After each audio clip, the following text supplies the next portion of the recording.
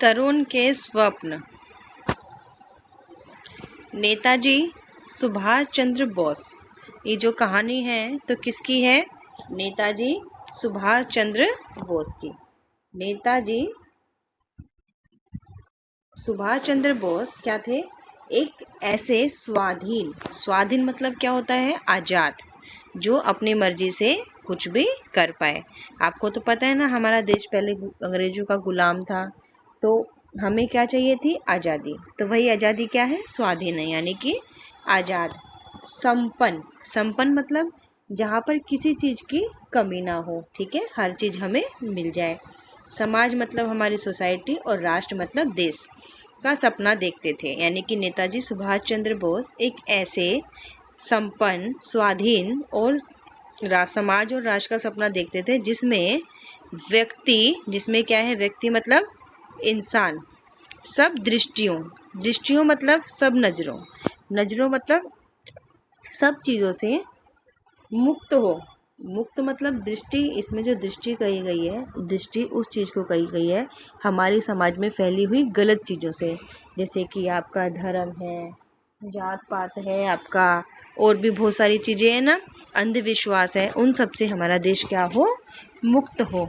और वो सुभाष चंद्र बोस जी ही मतलब ऐसा सपना देखते थे कि हमारे देश में कभी भी किसी चीज़ की कोई कमी ना हो, हमारा देश आज़ाद हो, और वहाँ पे जितनी भी गलत फहमियाँ हैं, बुरी चीज़ें फैली हुई हैं, वो उससे मुक्त हो, आज़ाद हो, और समाज और राष्ट्र की सेवा में समान रूप से भागीदार बने। यानी कि जो हमारे देश की जो सेवा है, उसमें सब लोग मिल बांट कर अपनी जितनी सहायता जिससे बन पाती है वो करें। वह अपने उद्बोधनों अपने कामों से नारी मुक्ति और सभी को शिक्षा तथा समाज अवसर मिलने की बात भी करते थे। यानी कि वो अपने बात में जो भाषण देते थे, जो बातें करते थे, तो उसमें क्या करते थे कि नारी मुक्ति, नारी मतलब उस समय क्या था कि औरतों पे बड़े अत्याचार होते थे, उन्हें कोई काम नहीं करने दिया जाता था, है ना, उन्हें पढ़ने नहीं दिया जाता था, और सभी को शिक्षा के समान अवसर, यानी कि लड़कियां हैं तो नहीं पढ़ेंगी, लड़के हैं तो फिर भी पढ़ा देते थे। तो वो कहते थे कि नहीं, लड़का हो या लड़की हो, सबको क्या करना है? एक समान ही पढ़ने का मौका देना है। वह अपना यह स्वप्न मतलब सपना युवाओं मतलब जो बच्चे हैं, जो मतलब बड़े हो गए हैं, जवान लोग हैं, उनको सौंपना चाहते थे कि भाई मैं चाहता हूँ कि हमारे देश में कोई दिक्कत ना हो, कोई परेशानी ना हो, हमारा देश आज़ाद हो, हमारे देश में अंधविश्वास ना हो, हमारे देश में जात पात ना हो, हमारे देश में किसी भी चीज़ को लेकर कोई भेदभाव ना हो, सब लोग मिलकर काम करें। और वो चाहते थे कि जैसा मैं चाहता हूँ ऐसे ही हमारे देश के युवा लोग, जो कि अभी अभी अपने नौकरी करने लगे हैं, अपना शुरुआत करी है उन्होंने, तो या फिर मतलब वो समझदार हो गए हैं, बच्चे जो होते हैं ना, बड़े हो जाते हैं, उनके लिए उनको सौंपना चाहते थे, जिससे आदर्श समाज और आदर्श राष्ट्र का रूप साकार हो सके। यानी कि उसमें एक ऐसा समाज बने, एक ऐसा राष्ट्र बने जिसमें सब कुछ सही हो, सबके लिए बराबर हो। ऐसा ना हो कि ये लड़की है या फिर ये कमज़ोर वर्ग से है या फिर किसी और जात से है तो उसको हम साथ नहीं देंगे, नहीं, हमें सबको साथ लेकर चलना है। और यही हम क्या चाहते थे? हमारे सुभाष चंद्र बोस जी चाहते थे। और वो ये चाहते थे कि उनके साथ जो देश के युवा वर्ग हैं, जो देश के बच्चे हैं, जवान बच्चे हैं, वो उनका साथ दें। तो आइए अब हम नेताजी के उस उद्बोधन के विषय में जानते हैं जो उन्होंने मेदिनीपुर जिला युवक सम्मेलन 29 सितंबर 1929 को युवाओं को संबोधित करते हुए प्रकट किया था। यानी कि एक सम्मेलन था, एक मीटिंग बोल सकते हो आप समझने के लिए। तो उसमें क्या था? जो युवा वर्ग था, जो जवान बच्चे हैं, जो मतलब 18 साल से उम्र के जो बच्चे होते हैं, उससे ऊपर के बच्चे होते हैं, उनके लिए था। और उनको उन्होंने क्या किया था? संबोधित किया था। यानी कि उनको उन्होंने बताया था कि मैं क्या चाहता हूँ और आप लोग मेरे साथ कैसे मदद कर सकते हैं। तो चलिए क्या हुआ था, इसको अब हम अच्छे से पढ़ लेते हैं, ठीक है।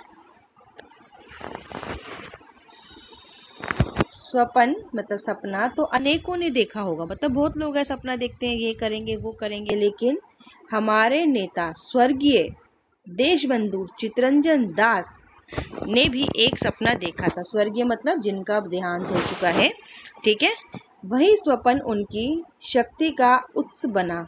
और वो जो सपना उन्होंने देखा था, जिन्होंने सोचा था, उसी से उनको क्या मिलती है, शक्ति बनती है और उनके आनंद का निर्झर रहा।